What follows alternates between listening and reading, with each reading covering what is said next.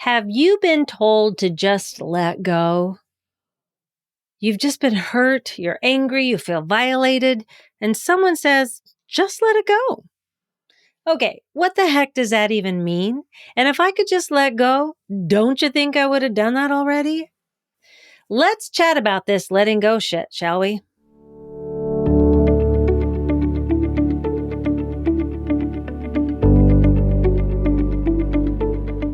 Hi, I'm Brenda Reese, freedom and forgiveness coach, and a person just like you that is learning to navigate life and all of its challenges. I teach a forgiveness process like no other. It's a blend of practical and spiritual forgiveness. This process guides you into knowing how unforgiveness can be keeping you stuck in your relationships, both personally and professionally, and how it prevents you from releasing resentment and finding joy. Each week, I share practical and some not so practical tips, tools, and advice from myself and other people that are on this journey just like us. This is for you if you are ready to turn your pain into peace. Welcome to the Forgive Yourself podcast.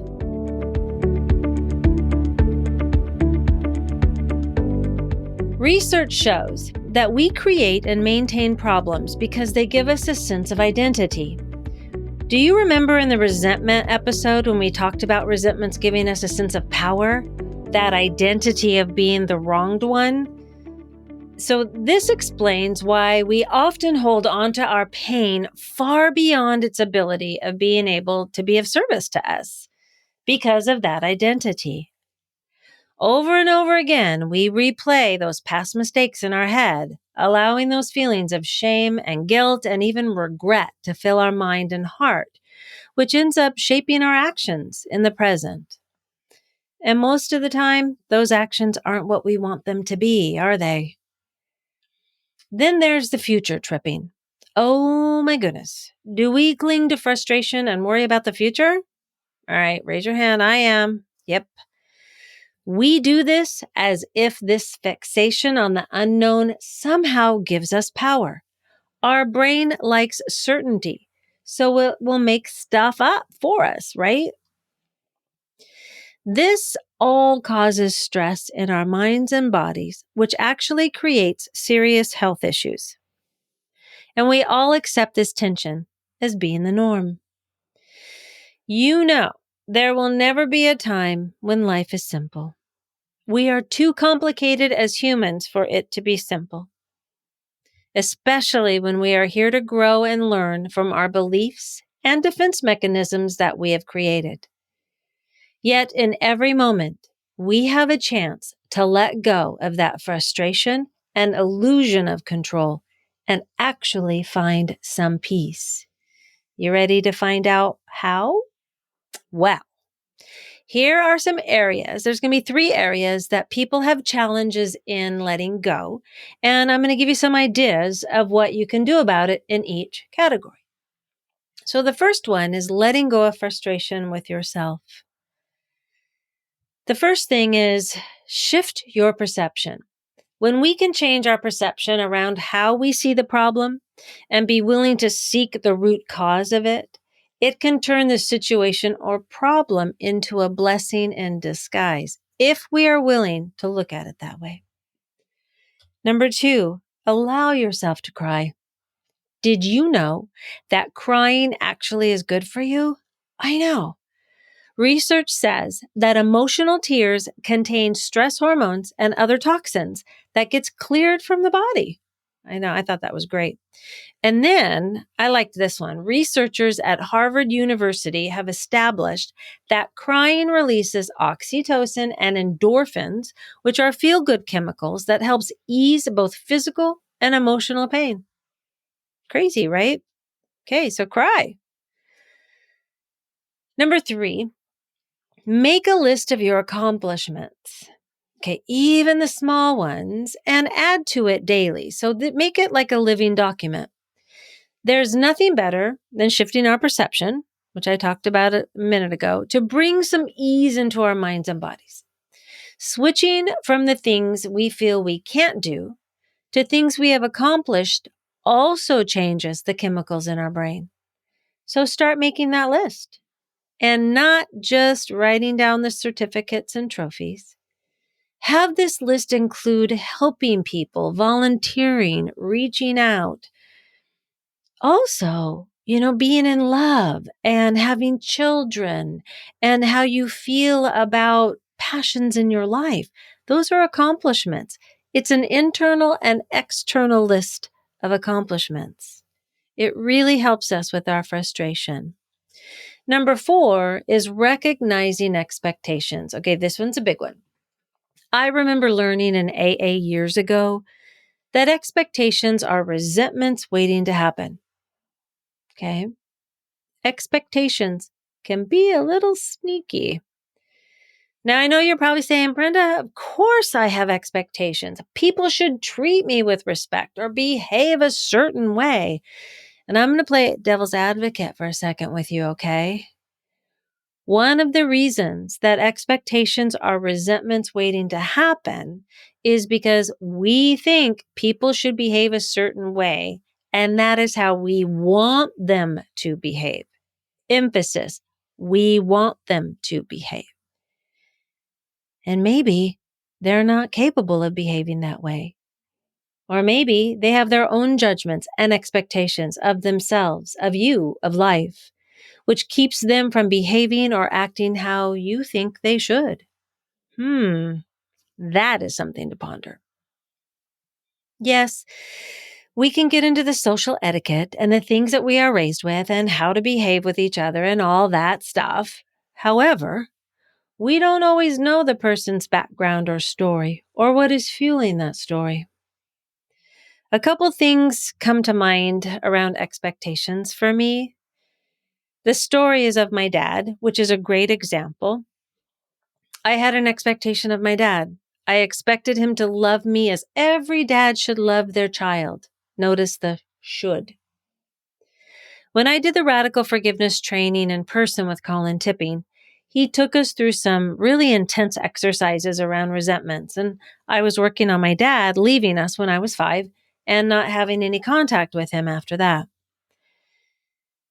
When I was 16, I found him.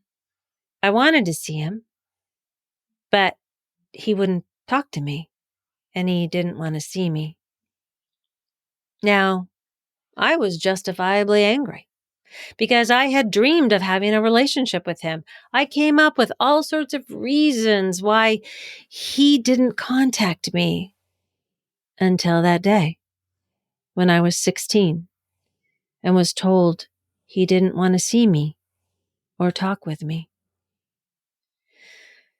In working with Colin, he was having us use this tennis racket to the ottoman and yelling out at that person, which was my dad, that we were angry with, right? Telling them how we felt. So when I was yelling, you're yelling during this, when I was yelling, you should have loved me. I needed you to love me. Colin stopped me and said, Brenda, what if he wasn't capable of loving you the way you wanted to be loved? I caught my breath in mid-swing. Now, Colin was lucky I didn't swing at him because that brought up a lot of anger. And I looked at him and I said, he had to love me. He was my dad. They're supposed to love their children. Colin said, Brenda, you're a mother, right? I said, yes. He said, in all honesty, have you ever not wanted to be a mom, even for a moment? All right, on that one, I had to sit back. I was feeling such mixed emotions of anger and then understanding, and it was confusing. Because yes, there were times as a single mom of 2 kids when it was overwhelming that I had thoughts that it would be easier not to be a mom. And I looked at Colin and I answered with tears rolling down my face. And my teeth just clenched and I said, yes. And he said, good.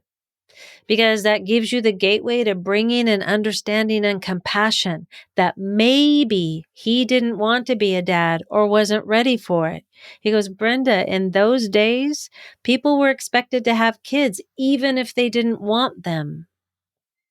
Whew, now that was a huge awareness for me because I had not thought of it like that before. You know, I had an expectation that my dad should love me because I was his child. And that, my friend, wasn't the case. I don't know if he loved me or not. And frankly, I'm going to never know. What I do know is that question from Colin helped me to bring in a tiny sliver of compassion by asking me about my own self, which ended up growing more and more compassion so that I could forgive my dad and therefore bring peace to my heart and mind. Now, my other thought on expectations before we leave this one is that it's incredibly hard to not have expectations. I mean, come on. Expectations are part of our human desire. It's a part of our psyche that's made up for protection, right? But it really comes from scarcity. So take a moment right now. Can you think of a time where you expected someone to behave a certain way or treat you a certain way and you were extremely disappointed in their behavior? Yeah, you can probably think of a few. I can. Having expectations can block your fulfillment because people and life will never be able to meet your demands, which actually come from scarcity thinking if you really think about it. It doesn't come from the heart. This can drain your precious energy, which can harden even the most open-hearted people if they get swallowed up by expectations. So start to become aware of where you are holding expectations about yourself and others. There's a worksheet on the podcast resource page related to episode 20, where I talked about unmet expectations that can guide you through becoming more aware of those expectations, which could be helpful for those that are challenged with it, and also a way to be able to release them. Now, number 5 in this category about ourselves is feel the feelings. Okay. If you stifle your feelings, it not only causes physical harm to yourself, all the studies show that, but the energy of that emotion can leak out and it affects people around us. Okay. Have you ever walked into a room where someone was having an argument or just had an argument and the room felt heavy and your body feels tense? Okay. Before you can let go of any emotion, you have to feel it fully and do that in a healthy way. Beating a cushion with a tennis racket, as I said, I highly recommend it. And it's a super good, healthy way to get anger out. And number 6, take responsibility. Many times when you're angry, you focus on what someone else did that was wrong, which is giving away your power, right? When we blame, remember, that's just focus on giving away that power. But when you focus on what you could have done better or responded differently or acted differently, you often feel empowered and less bitter. Now, the second category is letting go of past relationships. So what we can do is we can look at it this way. Number 1 is, what did this experience teach you? Now, I want to give yourself some time here. I don't want you to immediately get a breakup and go, yeah, what did this experience teach me? Oh, no, no, no, no. You're going to go, fuck you. I don't care what this taught me. I hurt. You don't want to jump to this one. But this is when, after you give yourself some time, you can ask, what did I learn in this relationship about myself? Okay. Now, no, we're not going to say I learned to close off and I learned not to trust anybody again. No, we're not going to go that way. Really, really look at, who did you become through this relationship? What did you become aware of about yourself? Did you see a pattern? Did you notice beliefs? Did you shrink? Was there some codependence that showed up? Did you stand in your power and maybe that person couldn't handle it? So take a look at it. There's some gold in there. Now, number 2 of letting go of past relationships is write a letter to the person. Now, don't send it yet. Just get it all out. Then after you sit with it for a while, you can determine if sending it will cause more harm than good. You can also read this letter to a trusted friend, a coach, or a therapist. That way your story is witnessed and validated. And then you can have a ceremony around burning of the letter. That's powerful, or shredding it. It's a powerful release. It's a physical release. And number 3 is look at the relationship with discernment. This can take some time to do, and you may also find it helpful if you have an objective person to take you through this exercise. Remember, relationships take 2, and when we can acknowledge the good and the bad parts, it brings it into perspective, and it lets us know what we want to change about ourselves, because we can't change other people, but we want to know what we can do to change so that we can move forward. And our third category is letting go of stress. Okay. Number 1, deep breathing, or just breathing is a wonderful and a free way, right, of relieving stress. It's free to us. It's the thing we don't do. When we're stressed, do you breathe? Barely. But it's the one thing that brings us to this present moment. Now, if hearing me say present moment irritates you, you need to look at that, because it is really true. It is only in this present moment that you can make things happen. You can't make it happen in the past. You can't make it happen in the future. So to become present, right, we can take a walk or step outside into the grass. We can just take our shoes off. Oh my gosh. There's powerful research around how this will help us to diffuse frustration. And it just brings us calm and peace. And hug a tree. I did that today. I went out and hugged a tree. It feels amazing. Number 2 for letting go of stress is an energetic bank account. Now, something that helped me in learning about stress and my energy was from Carolyn Mace.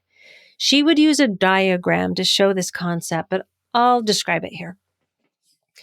I'm going to preface this, though, with having you keep in mind that regret is from the past, right? Worry is about the future. Both of those are taking you away from the present moment. So I want you to think about it like an energetic bank account. You have 100 credits per day. Now they don't accumulate. They don't roll over. They are just for that day. Now, if you have some negative beliefs and stories that you are carrying around with you, okay, it's a heavy backpack. We got heavy stories from the past, right? We've got divorces, we've got job losses, we've got bankruptcies, we've got abuse. We've got all these things that we are carrying around that maybe we haven't forgiven. This can take up to like 75% of your energy credits that day, just holding that backpack, carrying it around with you. Okay. Then for those of us worried about the future, the what ifs, that can take like 20%. Like, what if I lose my job? What if I never find my soulmate? What if I die alone? What if? Okay, that can take up to 20% of your energy credits. Well, how much does that leave you? 5% or 5 credits to be in this present moment. In the present moment is where we create, we manifest, we heal. 5% is not enough. So be aware of your energetic bank account and do that inner work to heal the past and to bring yourself present. Number 3, to relieve stress is do something that you can control. Okay, taking an action actually helps relieve that stress of not knowing or worrying. So do something simple. Clean out a drawer. No need to take on anything big unless you want to and you have the time to do it. But make it simple. And a lot of people find just cleaning the room or house really helps to shift and move that energy. Do something that you can control. Go for a walk. And then number 4, of course, being with friends and laughing is the best medicine. It improves your nervous system, it eases pain, and it makes you breathe deeper and releases tension. The biggest part of letting go is being able to identify what it is that is happening within yourself. Remember, it's not really about the other person. There is something inside of you that is being activated or triggered that wants your attention. So here are some questions you can ask yourself. Where else have I felt this way? In what relationship have I felt this? Make a list of those people that you have felt this way with. What are those relationships? Now, how far back can you go with this feeling? I encourage you to go as far back as you can. What are the similarities in those relationships with that feeling? What is the story that this feeling is telling you?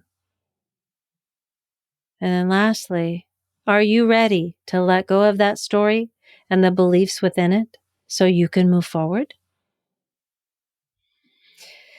I'd like to end this episode with a little practice. So, as you are sitting there, probably not driving, or you could be driving, but I have some questions and I have something for you to feel. What might happen if you surrender to this moment right here, right now? No longer resisting nor denying what is, but rather fully embracing and living into this moment. Use your breath. Bring yourself back to this moment. Keep bringing yourself back with your breath. And let the rest go. Let go of needing to know what happens next. Let go of the expectations you've placed upon yourself. Let go of the pressure to perform, to prove yourself, and to be right. Let go of the need for everything to be perfect. Let go of the fear that is a hold on your life and your heart. Let go of the idea that who you are is not enough, that you are not worthy or deserving of love. Let go of trying to fix yourself or others or even change the world. For just a moment, this moment, can you let it all go? Can you surrender so deeply that you feel you are held in a deep, loving space? Can you reconnect to that sacred space inside you, which is always there with you and always knows exactly what to do? Can you connect to the quiet beating of your heart and infinite wisdom of your soul? Keep breathing. Do you feel the quieting of your thoughts within yourself? Are you willing to take this moment and let go? Thank you for breathing with me and bringing ourselves into this moment together. We are all in a season of our lives where letting go of our worries, resentments, negative beliefs, regrets, hurts, and stories that are holding us hostage, it's imperative that we let them go. It's so important for us to discern what we are willing to let go of, to be present. We can't be present in the past or in the future. Remember, we need more than 5% credit. Your true power is right here, right now. It's proven. You know this. You have felt this. Tap into it more. Be aware of those shoulda, woulda, couldas and tell them to go to hell. Stand in the knowing of your power. I'm with you.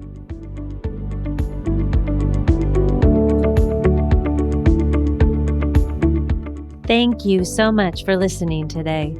I hope you enjoyed this episode. If you did enjoy it, would you do me a favor and share this episode and then follow us on your favorite podcast app so you don't miss one episode of the Forgive Yourself podcast, where every Friday you will get tips, tools, and stories so that you can turn your pain into peace. Take care.